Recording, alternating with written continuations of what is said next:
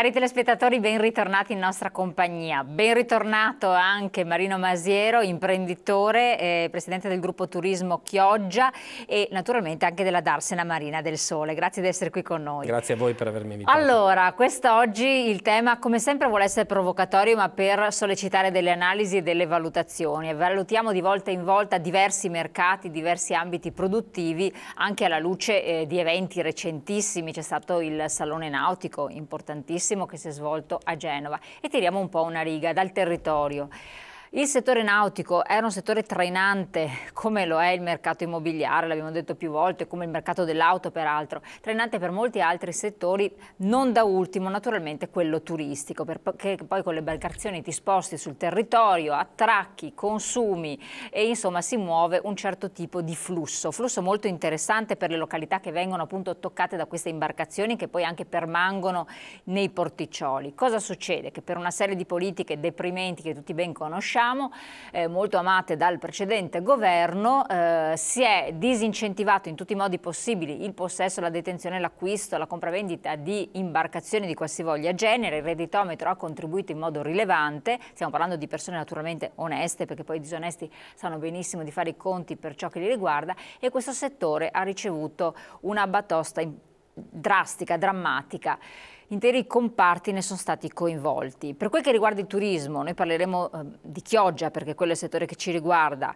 Per fortuna è un attrattivo importante, per fortuna regge, ci sono alcune località che primeggiano e continuano ad andare avanti, le abbiamo viste anche nelle località montane. Per quel che riguarda le località marine regge, ma ci sono dei problemi che devono andare ad essere affrontati, risolti, si spera in qualche modo.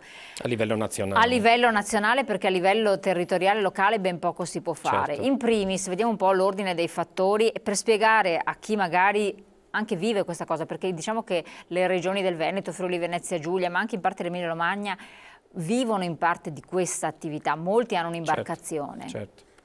Ma innanzitutto, facendo un quadro generale, la nautica in Italia fino a 3 anni fa rappresentava 270.000 addetti, quindi 270.000 famiglie che a vario titolo vivevano a seguito del settore nautico. Parliamo di solo 2 anni fa, tra l'altro. 2 anni fa. In 2 anni le manovre governative hanno prodotto 100.000 disoccupati in questo settore, quindi tanto per dare un ordine di grandezza, molto di più che non il problema della Fiat, della quale sentiamo parlare, i 500 disoccupati di Pomigliano d'Arco, sulla quale questione, giustamente, giustamente tutti i media si sono, come dire, impegnati a far conoscere questo tipo di problematica. Ecco, noi rispetto ai 500 disoccupati di Pomigliano d'Arco ne abbiamo avuti 100.000, e i 100.000 disoccupati non sono 100.000 disoccupati che sono arrivati da problematiche specifiche del settore nautico piuttosto che del settore turistico. Cioè, nonostante un grande interesse da parte del pubblico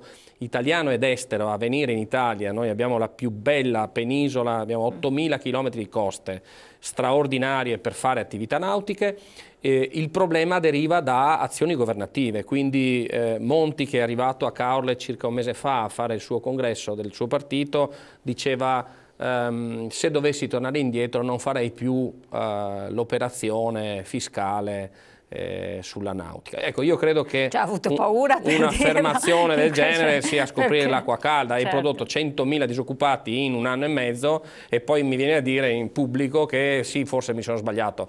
Dovrebbe andarlo a dire a quelle 100.000 famiglie. Cioè, il problema che non è un problema... Ma qualcuno ha ribattuto qualcosa? Qualcuno ha fatto delle osservazioni al riguardo? Nell'ambito di un congresso di partito il leader ha sempre ragione. Probabilmente le dissonanze non sono molto gradite. Noi a livello ministeriale e a livello parlamentare ci siamo fatti sentire, come abbiamo avuto tra l'altro degli importanti appoggi sia da parlamentari del PD che del PDL su questioni, come dire, sostanziali. Quando si pensa di produrre disoccupazione attraverso delle normative al posto che incentivare un settore che era un settore trainante. Io ricordo che la nautica italiana era la prima, fino a 3 anni fa, la prima nautica per qualità, quantità e stile cioè Ma quindi considerato l'Italian style, esatto. come dire, il migliore stile a livello mondiale di realizzazione di imbarcazioni da diporto. Porto solo questo esempio: il 98% dei super yacht prodotti in Italia, che erano molti, cioè quindi per fare un super yacht ci sono decine di migliaia di ore di lavoro in 3 anni, quindi per fare un super yacht di 30 metri lavorano mediamente 30 persone al giorno e ci lavorano per 1 anno e mezzo, cioè tanto per dare l'ordine di grandezza dell'importanza della costruzione di una barca di 30 metri, ma noi in Italia abbiamo anche costruito barche recentemente di 70-80 metri di lunghezza. Ecco, il 98% di queste imbarcazioni sono imbarcazioni che vengono esportate all'estero. Cioè quindi avevamo il mondo che veniva nei cantieri italiani a costruire le barche. Ma cosa è successo? Perché tutto sommato l'estero continua ad andare avanti, per carità ha subito una crisi, ma c'è stata anche la ripresa, soprattutto da paesi emergenti, perché i paesi del mondo arabo comunque hanno un certo tipo di istanza. Ma che cosa si è incrinato? Qual è stato il meccanismo che ha fatto sì che proprio questo settore crollasse Abbiamo improvvisamente? avuto manovre governative sbagliate sul settore medio-piccolo delle imbarcazioni, e a queste si è aggiunta una fiscalità pesantissima che ha creato terrorismo a livello proprio dell'utilizzo delle imbarcazioni. Tanto per citare un esempio, 2 anni fa, nel primo giorno del Salone Nautico di Genova, quindi nella nostra esposizione clou italiana ed europea, fino a 3 anni fa il Salone Nautico di Genova era il primo salone d'Europa per quantità di espositori e quantità di visitatori. Ecco, il primo giorno, ma credo che siano stati anche i giorni successivi, all'ingresso del Salone Nautico c'erano 6 pattuglie della Guardia di Finanza che fermavano le macchine sportive e controllavano come dire, i proprietari di queste macchine. Ecco, allora su questa questione bisogna fare chiarezza. Io ho come dire, delle idee molto chiare. Il reddito, allora, gli evasori fiscali vanno colpiti, punto. Però il reddito va controllato alla fonte, cioè quando si crea, e non quando si spende. Cioè le persone non possono essere perseguite per avere speso dei denari. Le persone che sbagliano facendo gli evasori fiscali e vanno perseguite, devono essere perseguite nel momento in cui creano evasione fiscale attraverso la produzione del reddito. Diversamente noi avremo delle situazioni per le quali la gente terrorizzata, anche le persone, come dire, oneste, non compreranno più nulla. Non comprando più i prodotti non avremo più bisogno di chi li produce, chi li produce non avrà più bisogno degli operai e delle persone che evidentemente vivono con 1.200 euro al mese. Noi in Italia abbiamo famiglie di operai e io mi chiedo come fanno a mantenere la famiglia, pagare l'ICI, pagare la benzina, andare al supermercato e fare stare in piedi una famiglia con 4 persone. Allora voglio dire, alla fine di questa questione, dove per perseguire chi come dire, sbaglia evadendo le tasse andiamo a come dire, rompere la catena della produzione italiana, alla fine ci rimettono i più deboli. Perché chi evade le tasse continuerà a farlo senza spendere i soldi in Italia, per esempio, e sulla nautica, ma come per altre questioni, stiamo vivendo in questa situazione. Ci sono italiani che delle loro evasioni fiscali vanno a farsi la villa a Santo Domingo piuttosto che lo yacht all'isola di Malta. Ecco, esatto, all'isola di Malta. Infatti, allora, non è che sia sparito l'utilizzo, per carità, per una fascia media che sta sparendo completamente, non c'è più. Per chi ha tanti denari, viceversa, si è spostata la località di consumo e di attracco dell'imbarcazione. Assolutamente. E gli italiani evidentemente che invece vivono onestamente, producono e sono, uso un termine come dire oramai consueto, sono tartassati dal fisco, ci rimettono perché non riescono più, per esempio quelli che fanno filiera produttiva non riescono più a vendere i loro prodotti sul mercato. Infatti, ecco, nel settore avete fatto delle istanze, avete cercato di sollecitare delle prese di posizione. Qual è il primo provvedimento che secondo voi deve essere preso? Avete sollecitato? Noi abbiamo chiesto da anni la creazione dell'archivio praticamente informatico delle imbarcazioni. Che servirebbe a che cosa? Che serve a fare i controlli a tavolino senza andare in mare a fermare le persone 4 volte, 5 volte in una stagione, questo accade, che non serve più andare nelle darsene a chiedere le cose alla gente, perché se uno vuole controllare con un sistema informatico... Come le macchine, come le macchine. Noi attualmente abbiamo un sistema di monitoraggio del parco imbarcazioni che è medievale, perché le barche iscritte al compartimento marittimo di Roma si possono visionare attraverso dei controlli fiscali solo attraverso una comunicazione formale al compartimento marittimo. Cioè, quindi uno che volesse fare il controllo di Pinco Palla che ha la barca a Roma deve scrivere una lettera, un fax, fare un'istanza di richiesta di conoscenza degli atti. Quindi questo sarebbe intanto una buona maniera per dire: questi sono i proprietari di imbarcazioni, non c'è nulla da nascondere, ci mettiamo 2 minuti a controllare queste cose e di conseguenza evidentemente i controlli possono essere effettuati. L'altra questione, questa è una cosa in itinere, l'abbiamo chiesta, la stiamo ottenendo, però ci stiamo mettendo 3 anni. E questo la dice lunga, I tempi italiani assolutamente, nonostante siamo pieni di burocrati, non riescono neanche a organizzare il loro lavoro. Purtroppo abbiamo avuto delle situazioni, come dire, di grande difficoltà con la manovra del governo Monti, che era stata preannunciata in maniera repentina, poi è stata cambiata nell'atto formale, ma abbiamo chiuso la stalla quando i buoi erano scappati. Cioè abbiamo detto al mondo che avevamo, e per mondo intendo il mondo nautico anche estero, e quindi Francia, Spagna, Malta, Slovenia, Croazia, Grecia, che tutti quelli che avevano le barche in Italia sarebbero stati tassati per la sola presenza. In poche parole abbiamo detto a tutti, e questa è la scelleratezza dei nostri governanti, a tutti, italiani ed esteri: andate via da questo paese perché fra un mese vi arriverà un salasso. Questo è accaduto. Abbiamo notizie nel gennaio del 2012 di porti croati in giornate di brutto tempo con 10 imbarcazioni in attesa per entrare nel porto e fare ormeggio. Una barca di 25 metri dà lavoro a 4 persone all'anno. Abbiamo preso 4 posti di lavoro solo per ogni imbarcazione che se n'è andata. Allora il ragionamento qual è? E questo vale per le macchine quanto per le auto, quanto per i camper, i cavalli, e, che ne so, una bicicletta da corsa seria, cioè per gli appassionati costa 10.000 euro, 12.000 euro. Allora quella bicicletta da corsa fa reddito, e allora per questo motivo perseguiamo coloro che hanno le biciclette da corsa? Io credo che sia assurdo. Però di fatto indirettamente avviene anche così. Assolutamente, perché, è questo che sta avvenendo. Allora la bicicletta da corsa di 12.000 euro fa lavorare delle persone in tecnologie e materiali di altissimo livello, che tra l'altro ci permettono di essere all'avanguardia sulla produzione di biciclette da corsa nel mondo. Ho fatto l'esempio non a caso, nel mondo le biciclette da corsa di alto livello italiane sono molto apprezzate.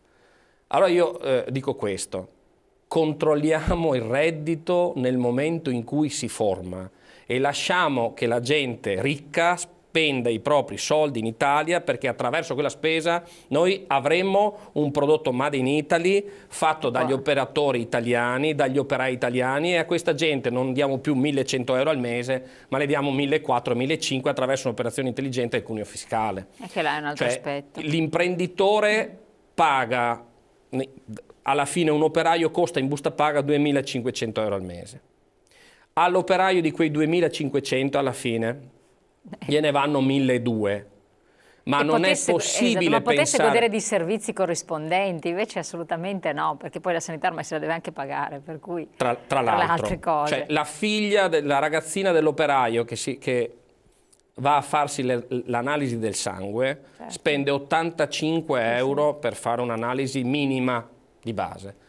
Le mense scolastiche vanno pagate. Io mi chiedo se quell'operaio ha 2 ragazzine che devono per qualche motivo sfortunato controllarsi una volta ogni 2 mesi dove va a battere la testa, perché poi c'è un problema di mutuo da pagare, di una benzina carissima, un operaio che fa 30 km al giorno per andare a lavorare. E vogliono ancora ritoccare le accise dopo che hanno aumentato comincia a spendere praticamente 6-7 litri di benzina, cioè questo ha un costo di 10 euro al giorno, 300 euro al mese per andare al lavoro. Questo è inaccettabile. Questo è inaccettabile.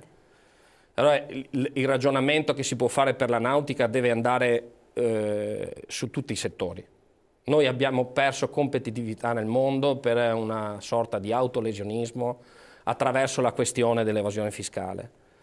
Però io anche dico che se un imprenditore, un piccolo imprenditore, un artigiano, non la grande impresa che riesce a eludere il fisco attraverso le consociate estere, perché questo va detto e accade sistematicamente in tutte le grandi imprese, che tra l'altro in passato hanno anche avuto importanti incentivi da parte dello Stato e quindi che sono cadute e ricadute attraverso delle operazioni dubbie dal punto di vista morale, certo, nelle tasche dei contribuenti. Io dico che se l'artigiano, il piccolo artigiano, il piccolo commerciante paga tutte le tasse che deve pagare, si arriva al 70%, si arriva e forse si supera il 70%, io dico che evidentemente c'è qualcosa che non va.